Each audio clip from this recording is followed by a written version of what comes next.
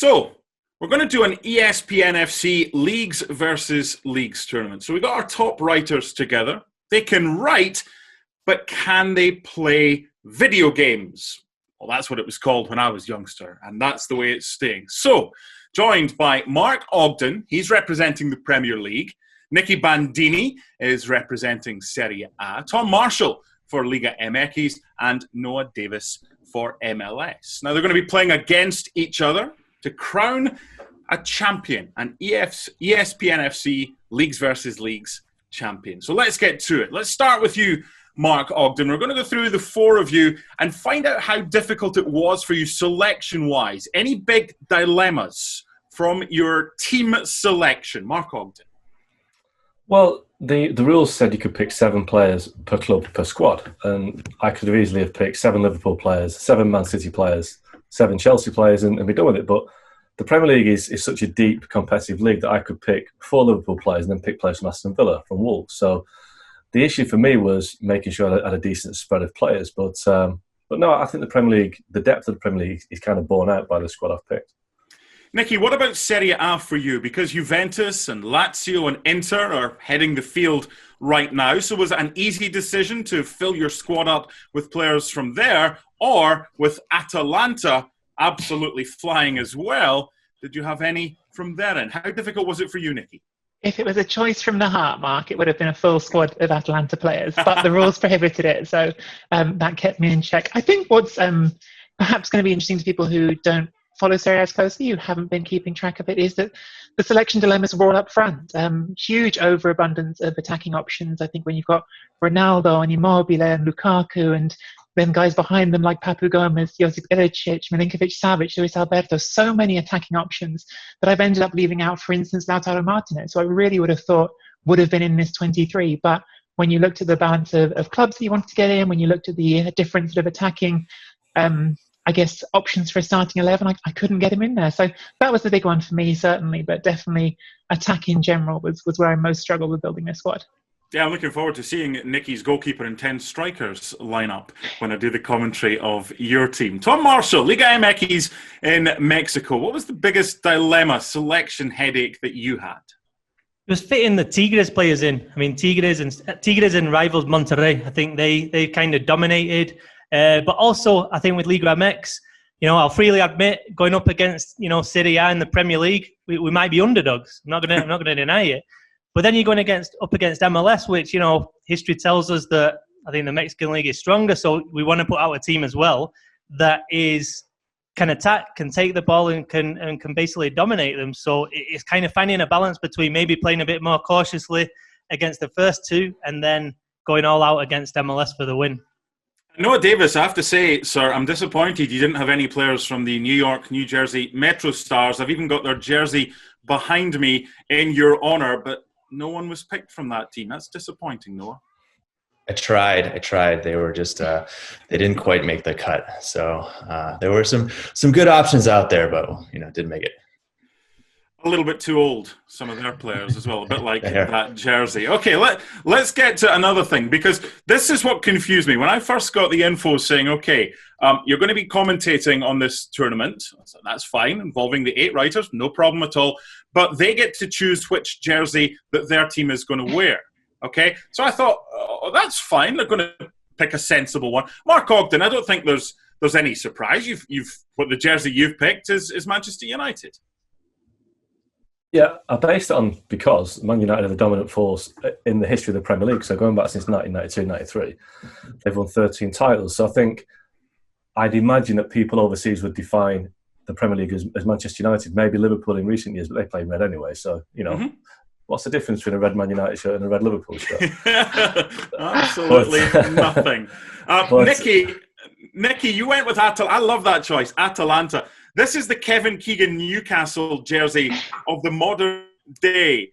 Are you expecting goals wearing this Atalanta jersey, your team?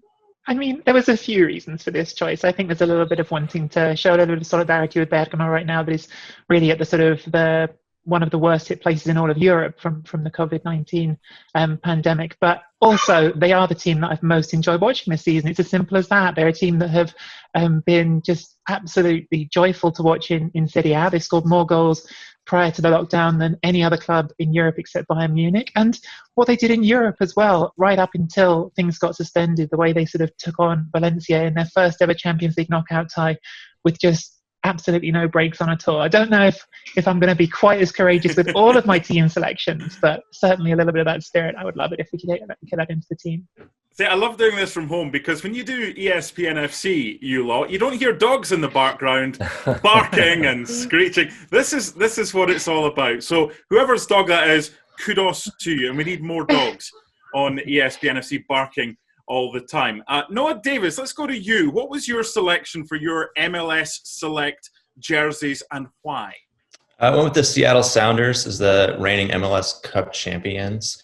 Thought about going with a lot of different ones. I grew up as a New England Revolution fan, so I thought about them maybe, but they have not had the best run of form for 2 decades or so. So I ended up with the Seattle Sounders also as a team that has a very strong fan base. I hope that they'll get behind this and everyone can get involved. And Tom, your selection for Liga MX Select? It's not the most deeply thought out. It's green. It's green for Mexico playing green. Okay, thanks for the elongated answer. That's great. We've got to get 10 minutes out of this, so I really appreciate that, Tom. That's wonderful. Now, I want to talk about the first matchups that we have. We've got the Premier League against Liga MX. Mark Ogden against Tom Marshall. Tom, you've already kind of played I've not got the best team card, and anything I get, it will be like all these little teams in the FA Cup. You're a dark horse, are you not? Liga MX with some of your players? We can pick up points, not just against MLS, but, if we play it right, we've been training hard. Working hard on the set pieces, I can tell you that much. Don't want to give too much away. I think the counter-attacking 11 that I put out as well, I think can do damage to any defence. So I'm not going to lie, I'm a bit nervous about the centre-backs and the bit of lack of pace. And I'm sure Ogden's got the likes of Salah and all those guys who are pretty quick up there. But the other one is Guillermo Ochoa in goal. And I think Ochoa, he showed in 2014, 2018 that he's a big game goalkeeper, and I'm hoping that he'll step up on this occasion as well. Mark, have you got the easiest fixture first? Well, I need to know whether this game's been played at altitude in Mexico or is it being played at sea level, because obviously that's the big issue for me, remembering the World Cup in 1986. But look, you're right, the Premier League are the favourite. They're probably one of the 2 or 3 favourites in the whole competition. You look at the array of talent, but Mexico is an underrated league and an underrated national team. I think they've got some very good players, and I think had they travelled more worldwide like Chicharito has done in the past, we'd find that people would have much more respect and awareness of Mexican players. So I'm pretty sure Tom knows his Mexican league better than most, and I think this could be a real dangerous game for the Premier League.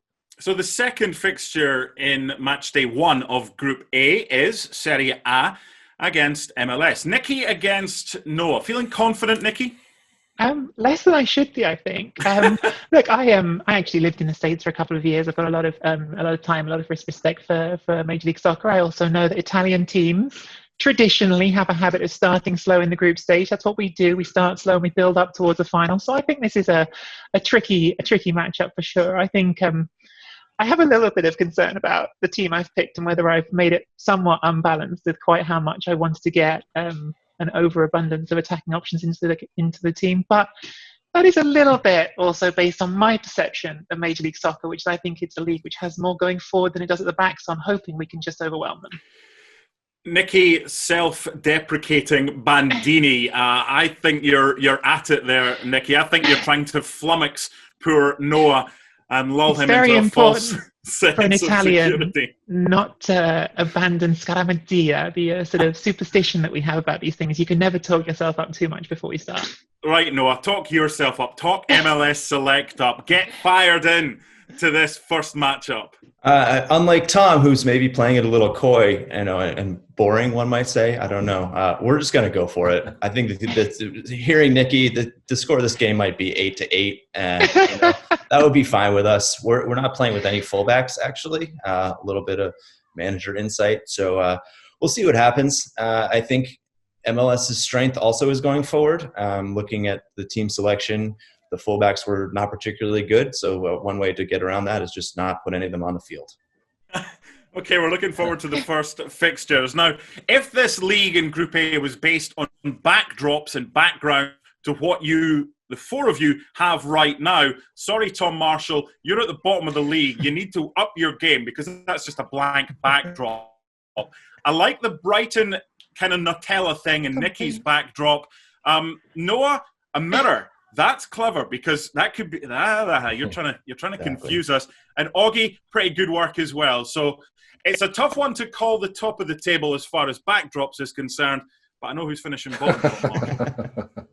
Well, thank you very much for watching ESPN on YouTube. For more sports highlights and analysis, be sure to download the ESPN app. And for live streaming, premium content, and let's not forget as well, ESPN FC 7 days a week. Subscribe to ESPN Plus.